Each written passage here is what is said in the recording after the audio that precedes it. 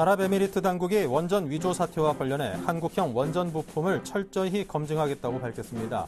UAE 원자력 공사는 올해 약 7,500인시 동안 한국 측 공급망을 점검할 계획이며 수상한 부품 등에 관한 여러 건의 감사가 포함될 예정이라고 밝혔습니다. 윤영노 외환은행장이 하나 SK카드와 외환카드 합병 추진 의사를 밝혔습니다. 이는 하나금융이 외환은행의 카드 부문을 떼어냄으로써 두 은행을 통합하는 사전 준비 단계에 착수한 것으로 해석됩니다. 조세 포탈에 대한 관리 강도가 높아지면서 내달부터 탈세 제보 포상금 등 지급액이 약 두세 배 늘어납니다.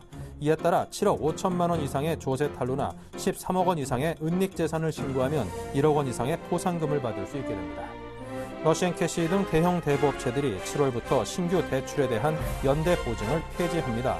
이는 소비자 보호 추세에 맞춰 자율적으로 동참을 결정했으며 신규 대출 금리도 최대 20%대까지 낮출 계획입니다.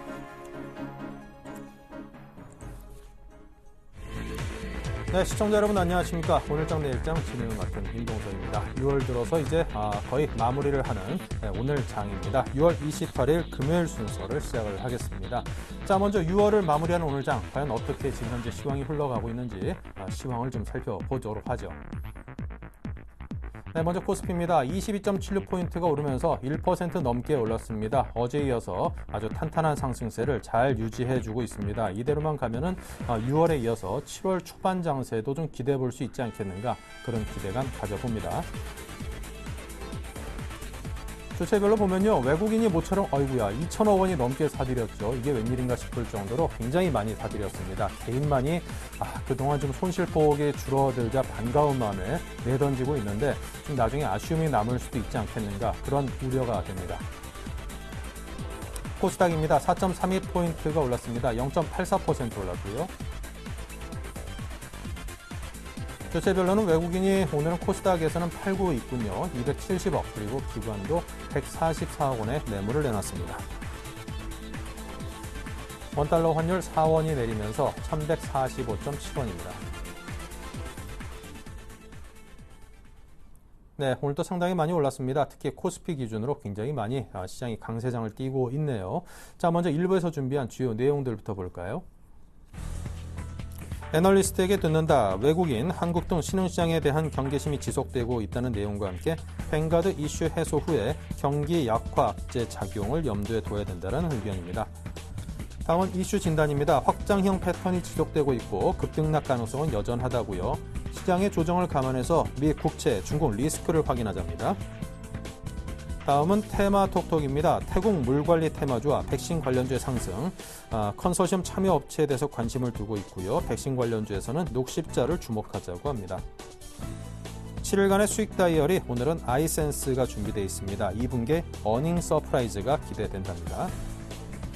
다음 주를 노려라. 뱅가드 이슈 해소 후에 수급 개선이 전망되고요. 삼성전자 2분기 잠정치 전분기 대비해서 상승을 전망한다고요.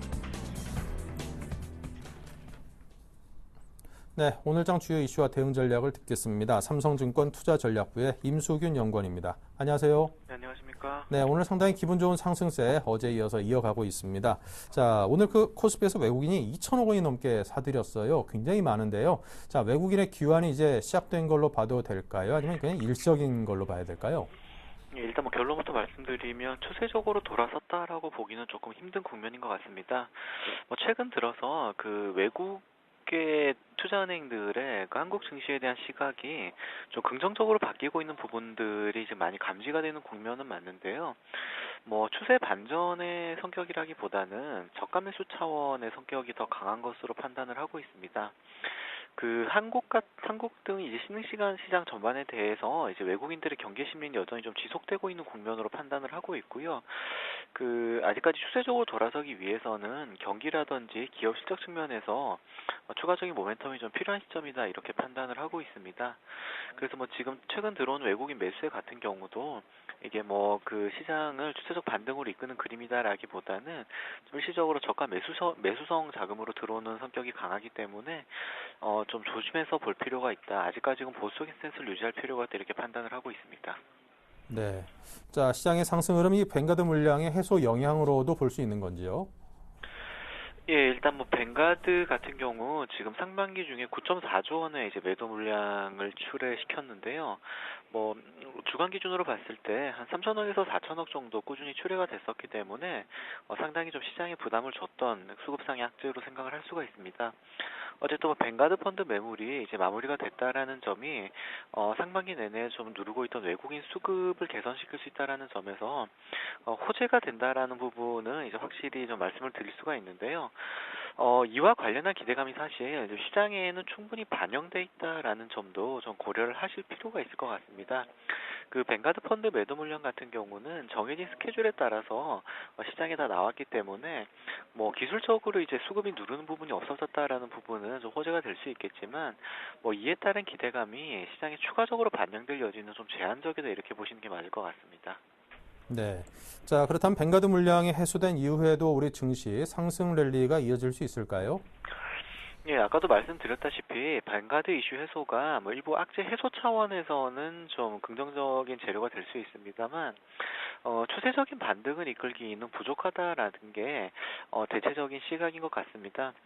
근본적으로 지금 한국 등 신흥시장이 부진한 이유는 근본적으로 경기 모멘텀의 부진 그리고 그에 따른 기업 실적에 대한 우려가 좀 부각되는 부분이 강하기 때문에 이런 펀더멘탈 측면에서의 우려가 근본적으로 해소되지 않는 이상은 뱅가드 이슈가 해소된다고 하더라도 이 부분이 바로 이제 코스피의 상승 랠리로 이어질 것이다 이렇게 보기는 조금 힘들 것 같습니다.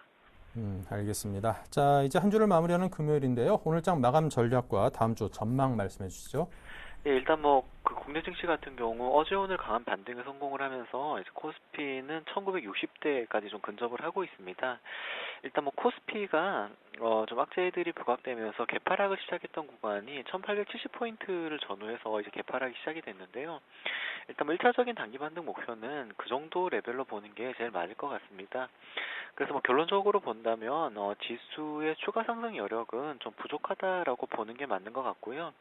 뭐 이런 면을 고려한다면은 지금 추가적으로 좀 비중을 공격적으로 확대하는 전략보다는 오히려 반등 시 주식 비중 축소를 통해서 위험에 좀 대비하는 전략이 필요한 시점이다라고 판단을 하고 있습니다. 업종별로 봤을 때는 뭐 환율 이슈 등으로 해서 IT나 자동차 같은 대형 수출주들이 여전히 유리한 국면이다라고 판단을 하고 있고요. 뭐 이런 핵심 업종들을 중심으로 해서 포트폴리오를 좀 압축해 보는 전략도 필요한 시점이 아닌가 생각을 하고 있습니다. 네. 자, 지금까지 삼성증권의 임수균 연구원과 함께했습니다. 감사합니다. 네, 감사합니다.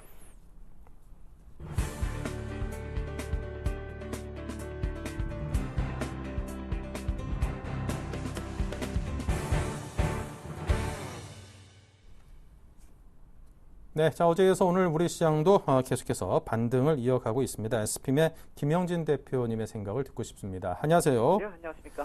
네, 자, 오늘까지도 반등이 이어지고 있습니다. 이처럼 향후에도 추가 상승이 계속 이어질 수 있을런지 굉장히 관심이 되는데요. 다음 주는 또 이제 7월에 첫 장이 열리기 때문에 7월 장으로 연결이 돼서 더더군다나 관심이 큽니다. 어떤 분석을 하고 계십니까? 예, 지금 확정적으로 말씀을 드리기는 아무래도 힘들겠지만 전에도 말씀드렸듯이 이번에 반등이 나오는 모습을 보면서 향후를 좀 짐작할 수 있는 그런 상황이다. 왜냐하면은 지금 추세도 없고 기술적 분석이 좀 불가능한 그런 상황이고 어떤 확장형 패턴이 나타나고 있는 그런 상황이다. 이렇게 말씀을 드리겠는데 지난주에 말씀을 드렸었던 게 일봉으로 제가 말씀을 드렸었는데 이 상승 쐐기형으로 나타난 다음에 1870포인트 전후까지 이렇게 하락을 한 다음에 2차적으로 내리는 그런 경우가 1770포인트인데 그런 가장 안 좋은 시나리오를 거쳤기 때문에 이제는 그 이후의 모습을 만들어내는 데 있어서는 시장 자체적으로 어느 정도 그 반등이 어디까지 가느냐에 따라서 향후 모습이 좀 틀려진다 이렇게 놓고 봐야 될 것 같고요.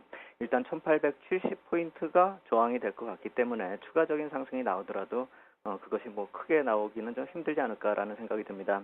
기술적인 흐름에서 2012년 그 후반부터 나타났었던 그 변동성 축소 구간하고는 다른 형태로 지금 나타나고 있고 그렇기 때문에 향후에도 급등락 패턴은 계속 이어질 가능성이 크다. 이 상황을 좀 전략적 측면에서 고려를 해줘야 될 것이다. 이렇게 말씀을 드리겠고요.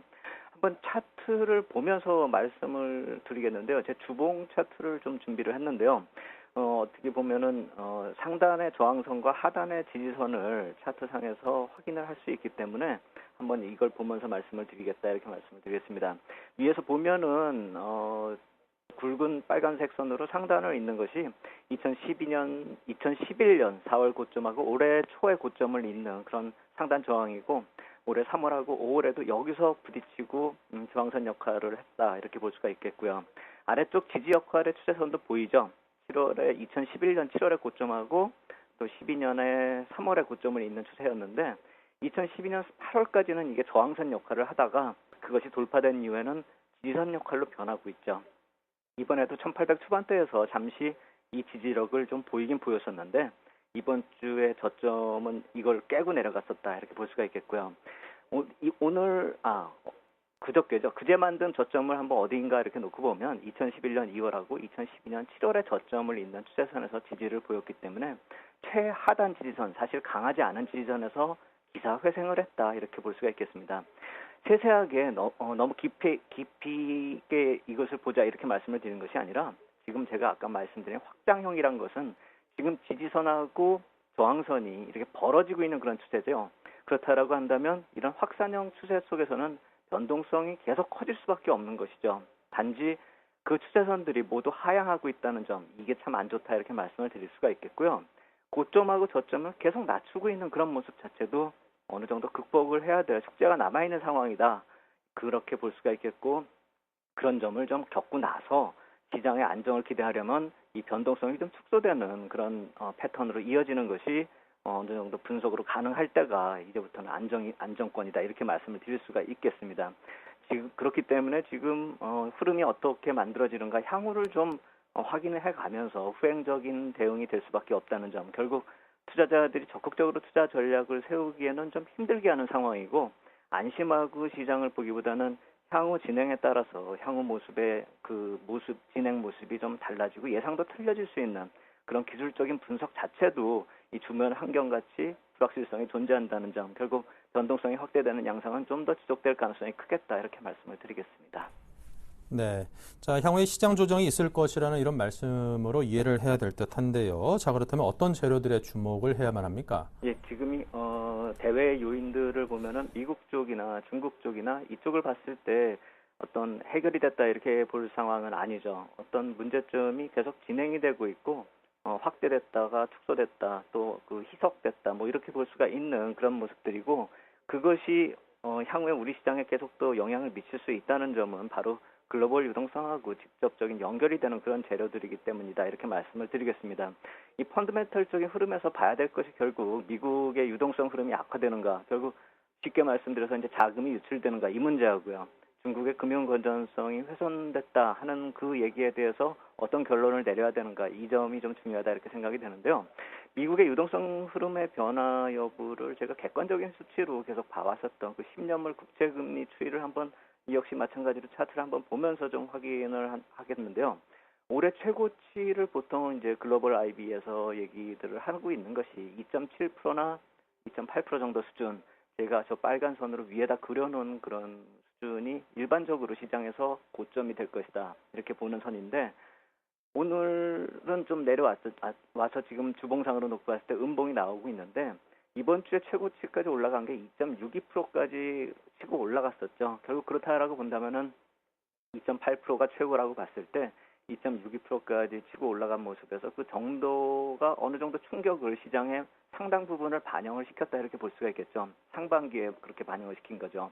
2.8%가 하반기에도 고점이 될 것이다 라는 그런 어느 정도 시장의 컨센서스이기 때문에 상당 부분이 상반기에 이미 반영이 됐고 거길 치고 빠지고 있기 때문에 시장이 약간 안도를 하고 있다 이렇게 볼 수가 있는데 제가 예전에 말씀드렸었던 저 빨간 선의 하단 저게 2.4%인데요.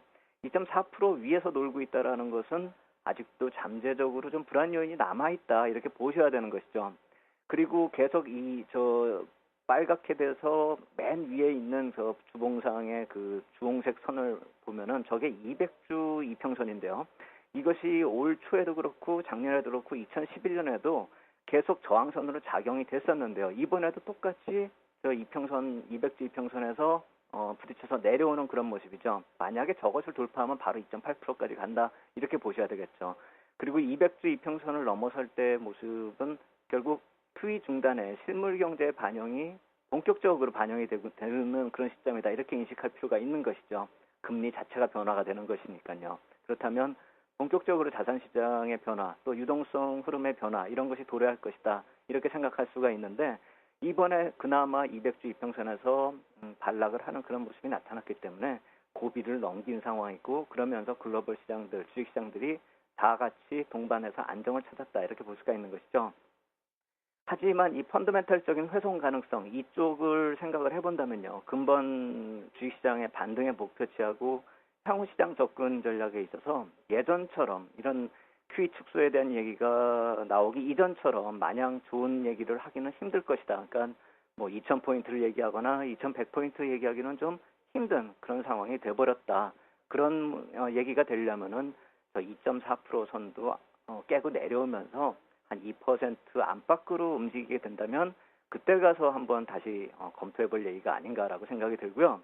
두 번째로 말씀을 드리면 중국의 금융 건전성 이쪽은 사실 새로 나온 얘기가 아닙니다. 최근에 중국 시장이 크게 하락을 하면서 내리고 있기 때문에 지금 얘기가 나오고는 있는데 이 중국의 금융 건전성 훼손 얘기는 이 성장이 만들어낸 잠재된 부실이 시스템적으로 연착륙으로 이어지는 거 아닌가 결국 이 관점에서 봐야 되는 것이고 예측이 불가능하죠. 수치로도 확인이 불가능한 것이고요.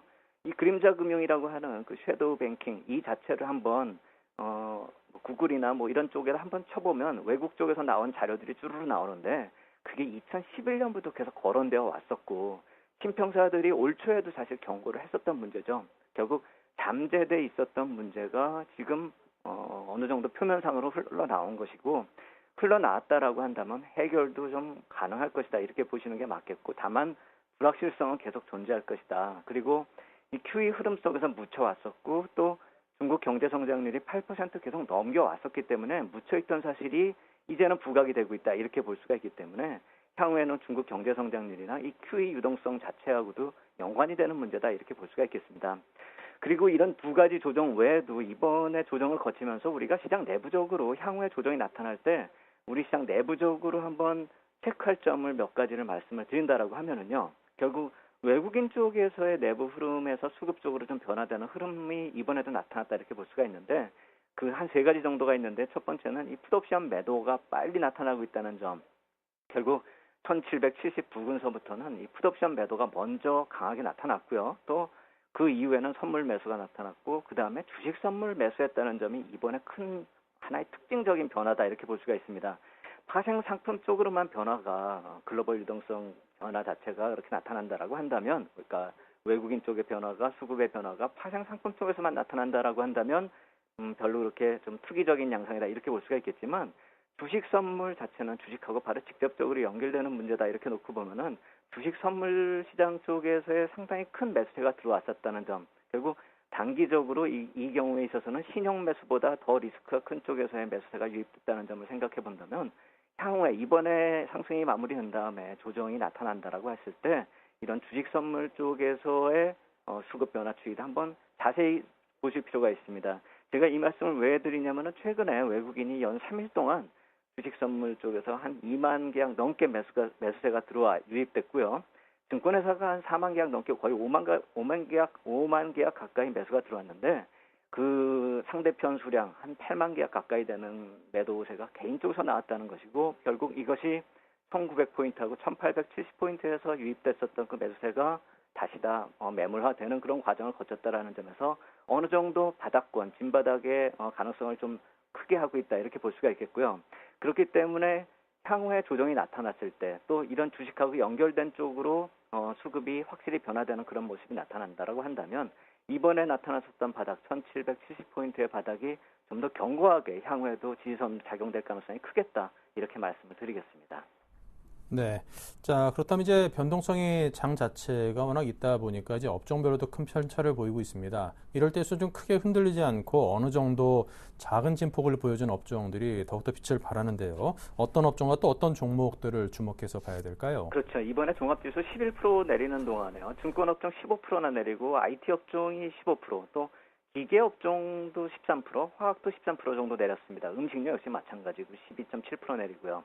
근데 종합지수가 반등을 할 때 보면은 이틀 동안 한 4% 반등하는 사이에 운수장비가 6%, IT가 또 6% 가까이 올랐고 화학도 한 5% 가까이 오르는 그런 모습 보였습니다.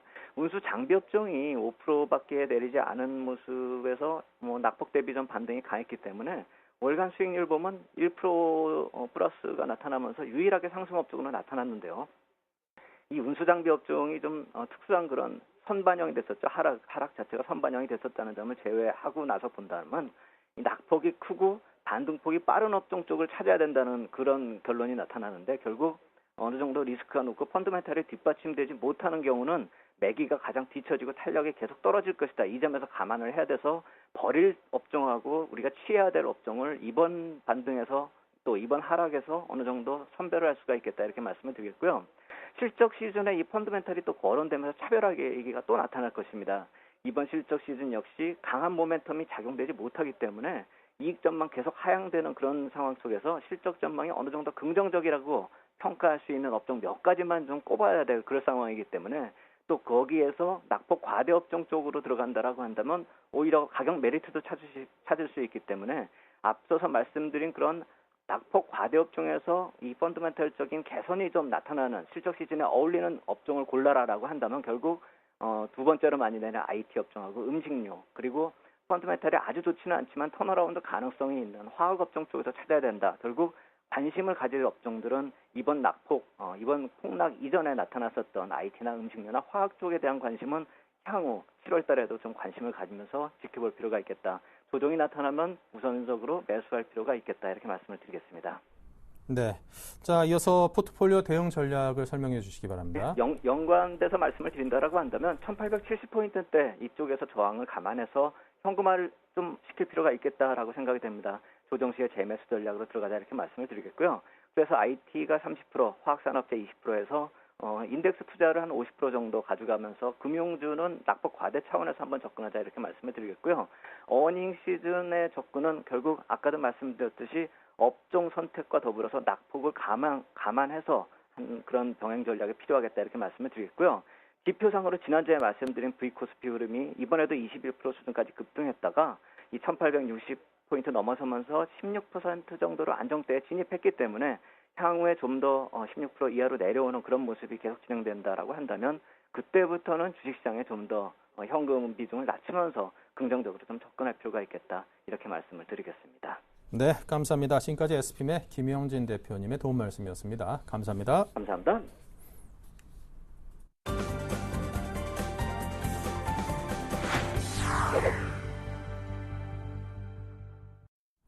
네, 계속해서 테마톡톡 시간을 이어가겠습니다. 자, 오늘은 태국 물관리 테마주 그리고 백신 관련주가 상승세를 이어가고 있다고 하네요. 샘플러스의 정대희 멘토 연결해보죠. 안녕하세요. 예, 안녕하세요. 주식승천 열심히 멘토 정대입니다. 네, 이게 대규모 건설공사 수주와 관련해서 태국 물관리 테마주 그리고 백신 관련주가 각각 상승을 하고 있다고 하는데 먼저 구체적인 상승 배경 설명부터 부탁드립니다. 예, 먼저 태국 물관리 테마주부터 좀 말씀을 드리겠습니다. 최근에 그 물관리 테마주는요, 그 한국수자원공사의 그 무선사업자 협상 선정에 따라서 그 컨소시엄을 구축했던 업체들이 주가가 일제히 상승을 했고요. 또 최종 사업자 선정을 기다렸으나 그 최종 낙찰자 발표가 4개월에서 5개월 정도 지금 늦춰졌다는 소식에 그 관련주들이 또 급락을 했습니다. 또한 국내 그 환경단체가요, 태국을 방문, 그 태국 정부의 한국수자원공사의 시공 능력과 그리고 부채 비율을 언급하면서 사업자 선정에 좀 찬물을 끼얹는 모습이 나왔었는데요.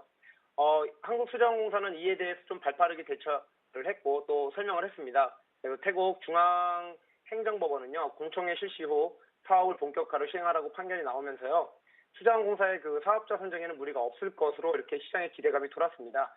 이에 따라서 주가가 좀 상승을 했고요. 또한 백신 관련 테마주는 뭐 간단합니다. 그 전국의 그 진드기 감염 환자가 10명에서 11명으로 늘었다는 발표함에 따라서요, 주가가 또 상승한 것으로 보입니다. 네. 자, 이렇게 해서 두 테마의 상승 이유를 들었습니다. 앞으로 어떨까요? 또 어떻게 대응해야 될까요?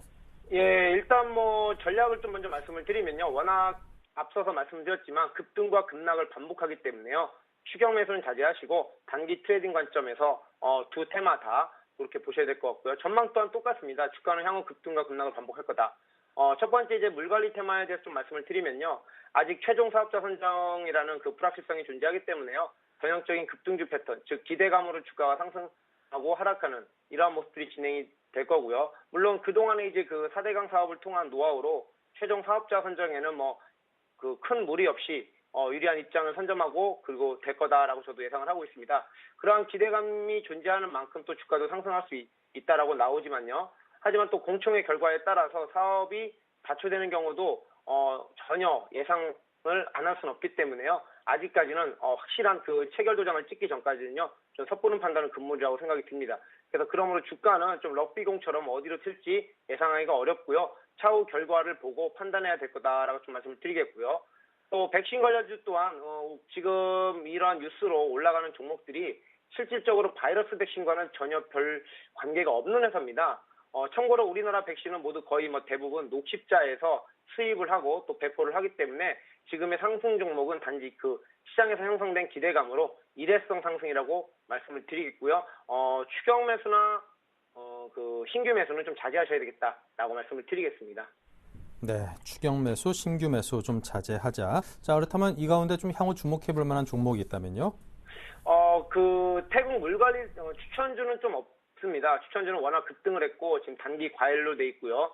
또 물관리 테마 같은 경우는 대부분 지금 개인 투자자들 신용이 많이 써 있기 때문에요. 추천주는 없으나 관심 종목으로 추천을 드리면요. 컨소시엄 참여 업체 위주로 좀 여러분들이 관심 종목에 그래도 편입을 해놓고 좀 보시고요. 지금 주가 움직임을 봤더니 뭐 GS건설이라든가 대우건설, 현대건설 같은 종목은 개인들 신용이 지금 풀로 차 있는 모습이 나와 있습니다. 그러니까 시공업체 쪽으로는 좀 많은 상승이 나왔기 때문에 아무래도 좀 그 설계업체, 즉 한국종합이라든가 도화엔진 이 정도까지 좀 관심 종목에 넣어놓고 보시면 될 것 같고요. 바이러스 백신 관련주는 지금 상승하고 있는 종목보다는 만약에 좀 그 재무라든가 이런 건전성을 판단했을 때 녹십자를 좀 여러분들이 눈여겨보시면 어떨까라고 좀 말씀을 드리겠습니다. 네, 녹십자에 대해서 말씀을 해주셨습니다. 자, 오늘의 테마 톡톡 정대희 멘토였습니다. 감사합니다. 예, 수고하셨습니다.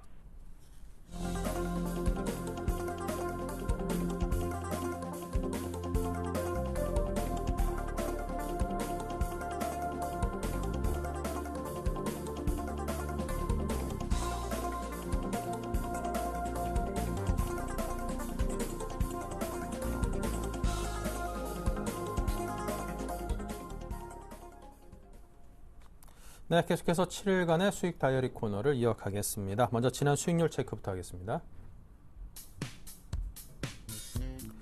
네, 지금 아이테스트가 2.9% 올라 있고요. 한국전자인증이 벌써 10.7%나 올라 있죠. 삼천단제약이 그 뒤를 바짝 쫓으면서 9.3% 수익입니다. 한국사이버결제는 매수가에는 도달하지 못했고요. 플랜티넷은 손절가를 터치했습니다. 네, 이렇게 해서 오늘은 이정복 대표의 한국전자인증이 위너로 선정됐습니다. 네, 매주 금요일 만나보는 NH투자증권의 박지훈 차장입니다. 안녕하세요. 네, 안녕하세요. 네, 플랜티넷이 마이너스 9.4%, 아직까지 반등에는 성공하지 못한 채 손절가를 터치했거든요. 어떻게 할까요? 손절가를 터치했던 거는 아무래도 좀 투자 시기를 짧게 가져가자라고 말씀드렸고, 또 코스닥 시장이 아무래도 붕괴 이게 좀 영향이 좀 가장 컸던 부분이 있는데요.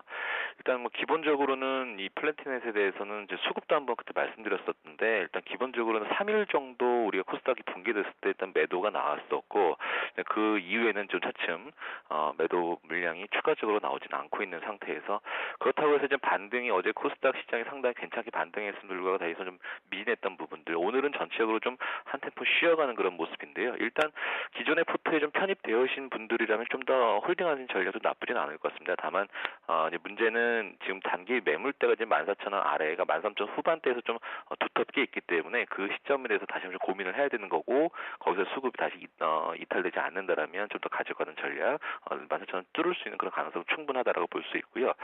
가장 중요한 거는 뭐 실적에 대한 불안감이죠. 어닝 시즌이 이제 슬슬 도래할 텐데 충분히 그 부분에서는 리스크가 덜한 종목이 아니겠느냐 해서 올해 이제 2분기, 3분기 서부터는 실적이 상당히 좀 괜찮게 돌아서는 부분도 있고요. 모멘텀도 상당히 괜찮습니다. 그래서 유해물 차단 솔루션 납품이 상당히 이제 모바일 쪽으로도 가고 있고요. 그것이 국내에만 머무른 것이 아니라 해외 쪽으로 좀 진행하고 있는 부분이기 때문에요. 상당히 작년 대비, 그러니까 QOQ보다는 이제 YOY로 대비했을 때 작년보다는 실적이 50% 이상 증가하는 그런 모습이고 아마 분기 실적이 성적표를 이제 오픈하겠지만 계속적으로 사상 실적에 대한 최대치를 해서 갱신하지 않겠냐는 그런 흐름이 나올 수 있기 때문에 전체적인 시장에 대한 리스크가 있다 하더라도 그 부분은 좀 더 그 부분만 좀 인내하신다라면 좋은 결과가 있지 않을까라고 판단되고 있습니다. 네. 자, 그렇다면 이제 또 새로운 종목은 어디를 발굴하셨습니까? 그 손실 좀 만회할 만한 좋은 종목이 나와줘야 될 텐데요. 예, 아무래도 저는 계속적으로 말씀드릴 수 있는 거는 단기 좀 그 파동기가 상당히 왔다 갔다 하는 그 흐름보다는 그래도 실적이 그래도 받쳐줄 수 있는 종목군에서만 좀 말씀 계속 드려볼까 하는데요. 오늘은 아이센스입니다. 그래서 현재 거래가 34,000원에 거래가 되고 있는데요. 아무래도 이 회사는 뭐 많이 워낙에 좀 널리 알려지는 종목이고 저는 뭐 혈당 측정기 쪽으로도 아마 좀 이해를 좀 하실 수도 있고 그다음에 헬스케어 쪽으로도 편입되어 있는 그런 종목으로 이해하시면 될 것 같은데 일단은 기본적으로는 이 회사가 모멘텀이 좀 발생한 게 있죠. 그래서 아가메트릭스라는 회사하고 아크레이사 이거에 대해서 그 소위 말해서 파트너십 계약을 체결하면서 이게 드디어 이제 해외 쪽으로 이제 자체 브랜드를 해외 쪽으로도 이제 유럽 쪽에 특히 유럽 쪽에 아마 납품하는 것이 길이 뚫린 거죠. 그래서 이쪽에서 이제 모멘텀이 발생이 되는 부분도 있고요. 그다음에 국내 쪽으로 돌아봤을 때는 이제 송도 공장이 있는데 여기서 만든 제품이 드디어 이제 미국 FDA 허가 추진 중에 있습니다. 이 부분이 아마 이제 경쟁력 확보하는데 아주 큰 이제 화두가 될 거로 보여지고요. 그와 별도로 실적 잠깐 체크하면 2, 4분기를 보면은 매출이 작년 대비해서 한 40% 정도 증가할 거로 보여지고요. 특히 워낙에 마진이 높은 사업군을 갖고 있는 회사이기 때문에 영업이익도 작년 대비해서 한 50% 정도 증가하는 모습이 한 40억 정도 예상이 되고 있는데 일단은 헬스케어 종목에 아까 서두에 말씀드렸듯이 헬스케어 종목을 접근할 때는 제 실적이 좀 받쳐주는 종목 위주로만 좀 슬림하셔야 됩니다. 그래서 펀더멘탈이 점점 더 좋아지는 쪽에 아이센스를 좀 아이센스를 좀 매매하는 건 좋을 거로 보여지고요. 일단 목표가는 전고점입니다. 전고점이 올해 4월 정도에 코스닥 시장 상당히 괜찮은 흐름 나왔을 때 가격이 39,000원 정도였는데 거기까지 한번 기대를 해보고요. 손절 라인은 31,000원, 그러니까 박스권 최근에 이었었던 그 하단부까지 한번 제시를 해드리도록 하겠습니다. 네, 알겠습니다. 자, 이렇게 해서 아이센스를 새로운 종목으로 추천을 해주신 박지훈 차장이었습니다. 감사합니다. 네, 감사합니다.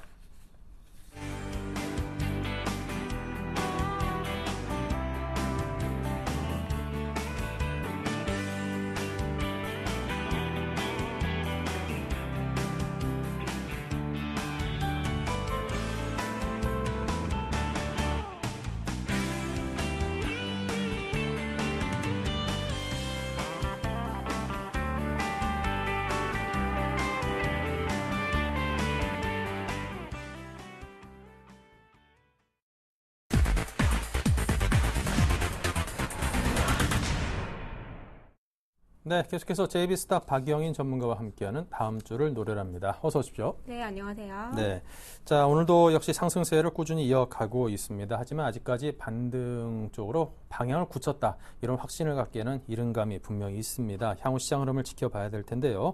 자, 먼저 다음 주 초반쯤 이제 뱅가드 물량 출회가 종료될 것으로 보이는데 종료 후의 전망 어떻게 잡고 계십니까? 뱅가드 펀드는 지금 한국 시장에만 10조 원 이렇게 넘게 투자하고 있던 지금 외국인의 큰 손이라고도 볼 수 있는데 그러한 그 물량 부담이 이제 줄어들게 되면서 이제는 이제 수급적으로 조금 개선이 될 수 있는 여지가 있지 않나 이렇게 보고 있습니다. 그 올 상반기에 해외 증시가 굉장히 급등했음에도 불구하고 우리나라 증시는 디커플링 되는 모습을 보여줬었는데 이러한 이유에는 다양한 요인이 있었겠지만 그 중에서도 이제 그 뱅가드 펀드 물량 출회가 좀 한몫을 했었습니다. 그런데 이러한 좀 물량 부담이 좀 줄어든 모습이고 다음 달 지금 7월 3일에 이런 그 물량 해소는 다 마무리가 되어질 것으로 보이고 지금 대부분의 이제 그 시가총액 상위 종목들은 지금 거의 정리가 된 것으로 보입니다.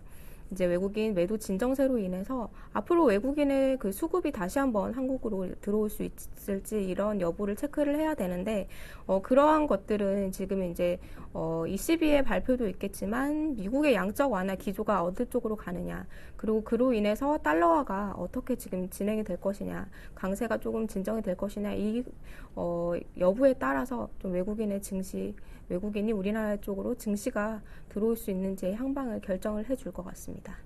네. 자, 그렇다면 다음 주 우리 시장은 어떤 대비를 해야 되는 장이라고 보시는지요? 다음 주는 지금 특별한 모멘텀이 없는 지금 부재한 장에서 기술적인 반등을 기대해 보겠다 이렇게 좀 투자 심리가 짙은 것 같은데 지금 유럽의 그 추가 통화 정책에 대해서도 좀 이번 주 좀 지켜봐야 될 사항이 아닐까 이렇게 보고 있습니다.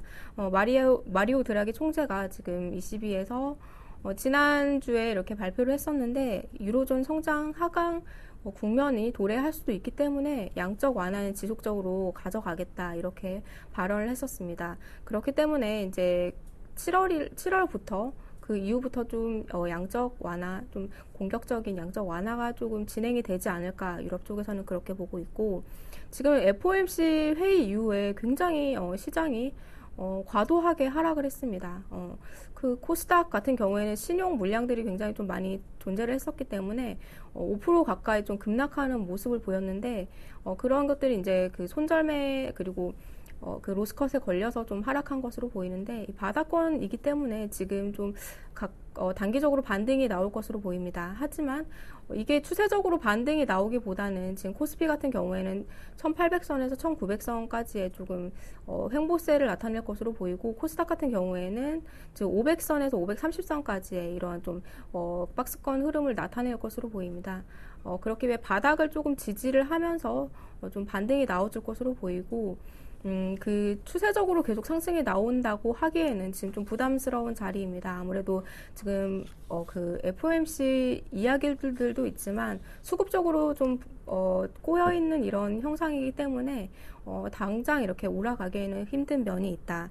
하지만 조금 이제 기관들이 수급을 받쳐주고 있고 또 연기금도 우리나라 쪽 우리 증시 쪽으로 굉장히 그 구원 투수 역할을 톡톡히 하고 있기 때문에 하방은 지지해줄 것으로 보이고 일일 변동성이 큰 만큼 좀 그 반등이 나왔을 때는 그 반등 나온 종목들에 대해서는 현금으로 조금 비중을 늘려 나가시고 나중에 또 조정할 때 또 새로운 그 종목들 실적이 좋은 종목들을 좀 매수를 해보시는 게 좋을 것 같고 저는 예전에 말했듯이 여전히 IT나 자동차 업종들은 긍정적으로 보고 있습니다.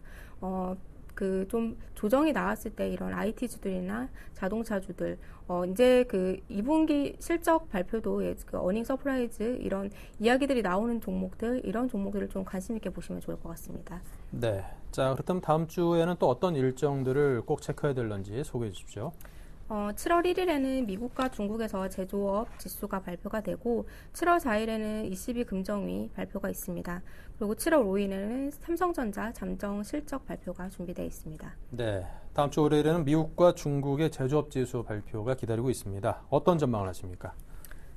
그 미국 같은 경우에는 예상했듯이 조금 기준치에서 상회하는 그런 결과를 내놓지 않을까 이렇게 보고 있는데요. 지금 경기 기준선이 지금 50선인데 이 50선에서 좀 등락을 이어가니만큼 앞으로 좀 그 미국 경기가 계속적으로 좀 상승을 이끌어 갈 수 있을지 이런 부분들을 체크해 볼 수 있을 것 같고 중국 같은 경우에는 굉장히 3개월 내내 좀 하락세를 이어갈 것으로 보고 있습니다. 지금 그 중국 같은 경우에는 다른 미국이나 유럽이나 일본 같이 좀 정부에서 그런 정책적인 이야기들을 내놓지는 않고 있는 모습입니다. 좀 소극적인 모습이기 때문에 당장 이제 그 경기에 대해서 좀 긍정적으로 보기는 힘들 것 같고 이런 경기 둔화세가 좀 지속될 것으로 보여서 이번에는 좀 이제 하회하는 실적을 내놓지 않을까 이렇게 보고 있습니다. 네. 자, ECB 관련해서도 이제 금정위에 이목이 쏠리고 있습니다. 현 시장이 이제 버냉키 쇼크를 좀 극복해 나가야 되는 그런 과정인 만큼 이 시장 완정화에 좀 힘을 실어줬으면 하는 그런 기대감도 있는데요. 어떨까요?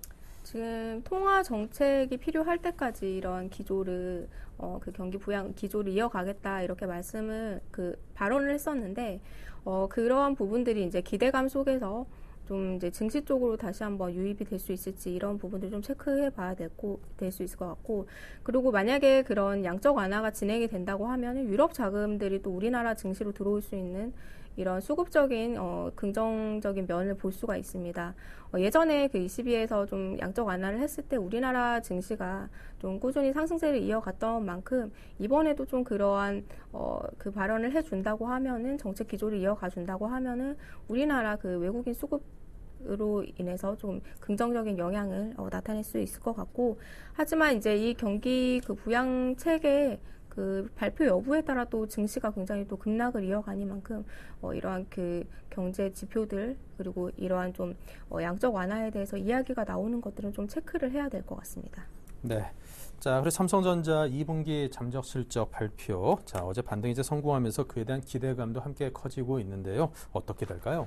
삼성전자 같은 경우에는 지금 전분기보다는 좀 이번 분기에 그 갤럭시 S4 영향으로 좀 실적이 안 좋지 않겠느냐, 그렇게 전분기만큼은 안 좋지 않겠느냐, 이렇게 좀 이야기하시는 분들이 좀 많이 있었습니다. 그렇기 때문에 실적에 대한 좀 기대감이 예전보다는 많이 좀 낮아진 상황입니다. 이번 2분기 실적을 좀 살펴보면은 그 영업이익이 전분기 대비 좀 소폭 올라서 증가해서 지금 10조 원이 전망이 되고 있는데, 이러한 부분들 좀 살펴보면 예전에는 IM 부문이 굉장히 갤럭시 S3 때문에 많이 실적 향상에 이끌어가는 이런 부분이라고 했었다면은, 지금은 반도체 부분들이 좀 실적 향상에 좀 도움이 줄 수 있을 것 같습니다. 지금 그 디램 가격 상승도 있고, 그리고 AM/OLED 관련해서 지금 패널 쪽으로 좀 많이 투자를 하는 상황이기 때문에 반도체와 그리고 그 디스플레이 부분에 좀 실적 향상이 있을 것 같고요. 그동안 지금 삼성전자 같은 경우에는 그 뱅가드 물량도 있었지만은 외인들이 많이 지분을 보유하고 있었기 때문에 굉장히 하락할 때 급락한 경향이 있습니다. 과도한 하락이라고 보이기 때문에 지금 기술적인 반등은 나와줄 수 있는 자리라고 보이고요. 실적 같은 경우에는 이미 좀 기대치가 많이 낮아진 상황이기 때문에 크게 뭐 변동하지는 않을 것 같고요. 그 대신 이제 IT주들, 삼성전자 그 실적 발표에 따른 IT주들의 향방을 좀 지켜보면 좋을 것 같습니다. 네. 자, 그렇다면 이제 안정적인 성장을 좀 해줄 수 있는 그런 기대되는 종목들이 분명히 있을 텐데요. 오늘 준비하신 종목이 삼성테크윈이네요. 참 오랜만에 이게 나온 종목입니다. 네, 지금 삼성테크윈이 굉장히 좀 그 전에는 추천도 많이 나오고 했었는데, 네. 그동안 좀 부진하다는 이야기들이 많이 나오면서 주가도 좀 많이 하락을 했었습니다. 하지만 지금 2분기 실적 시즌에 도래해서 보면은 지금 그 반도체 부분 사업 부분들의 그 실적 향상이 기대가 되고 있는 상황이고, 지금 시큐리티와 반도체 장비 부품들도 지금 굉장히 좀 실적 향상에 좀 견인을 하고 있는 모습입니다. 2분기 실적 어닝 서프라이즈 나올 것 같고요. 그리고 지금 이제 차트상으로 보시면은 지금 그 6월에 급락이 나오고 나서 반등이 강하게 지금 나와주고 있습니다. 이평선이 좀 다소 복잡한 모습이긴 한데요. 지금 121선 강하게 지금 돌파해준 모습이고, 만약에 단기 이평선들이 조금 윗방향으로 틀어준다면 정고점 부근 68,000원 부근까지도 상승이 가능하다고 보입니다. 지금 이제 그 삼성 테크윈 같은 경우에는 해외 쪽으로도 지금 수주가 많이 나오고 있고, 또 그 고속 칩이라고 하는 새로운 이제 기술을 발명을 해서 이런 부분들이 좀 많이 실적 향상에 좀 도움이 될 수 있는 이런 부분들도 있기 때문에 앞으로 좀 주가 그 반등에 좀 힘을 이어주지 않을까 보고 있고요. 지금 제가 추천을 드렸는데 제가 아까 봤을 때만 해도 굉장히 상승세가 그렇게 가파르진 않았는데 오늘 2.5% 가까이 상승을 하면서 지금 21선을 돌파하는 모습인데요.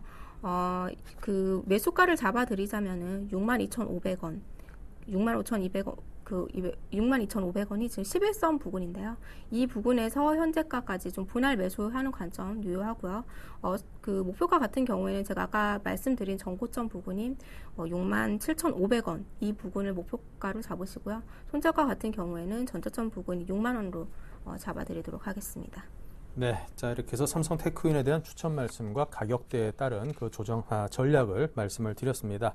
자, 계속해서 지난 포트폴리오 살펴볼까요?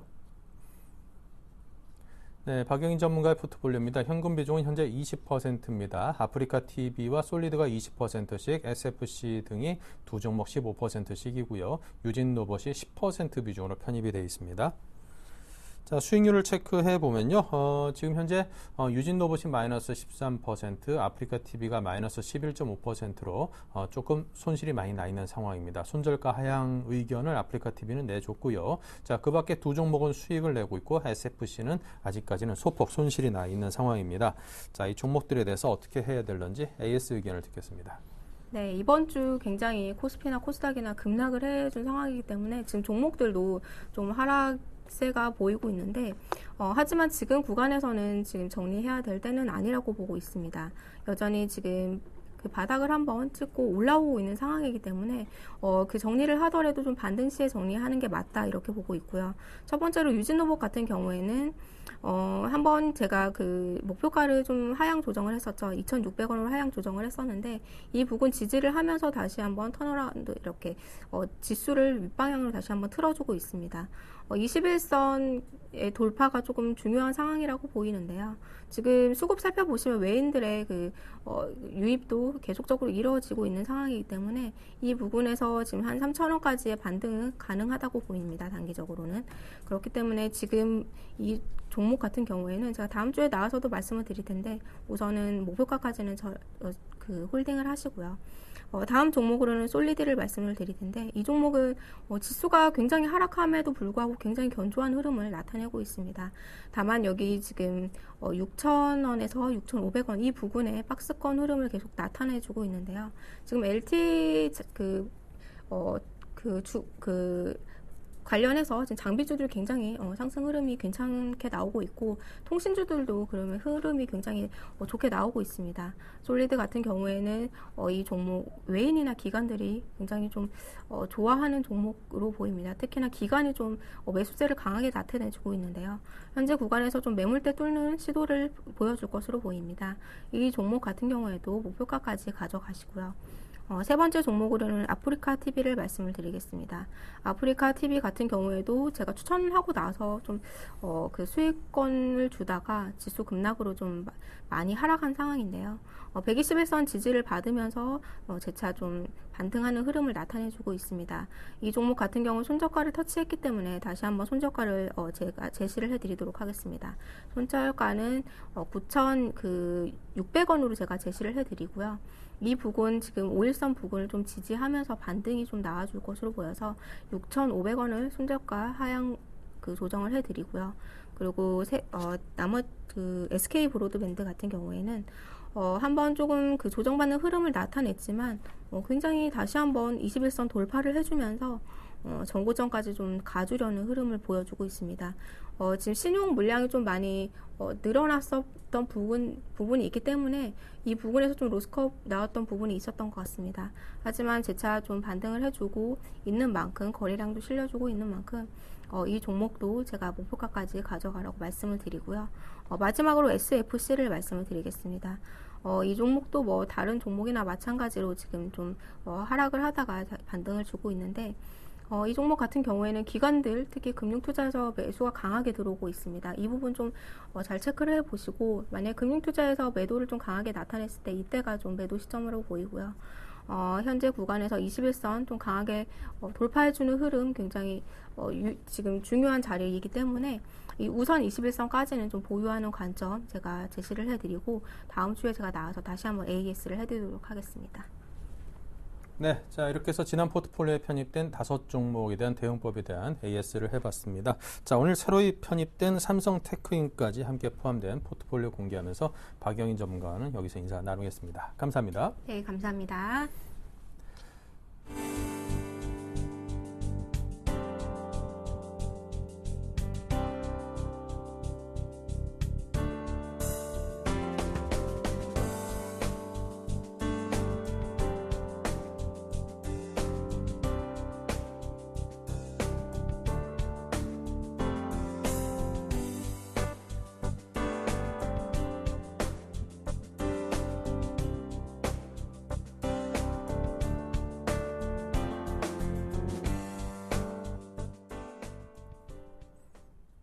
네, 1부 여기서 마치고요. 잠시 후 2부에서 뵙겠습니다.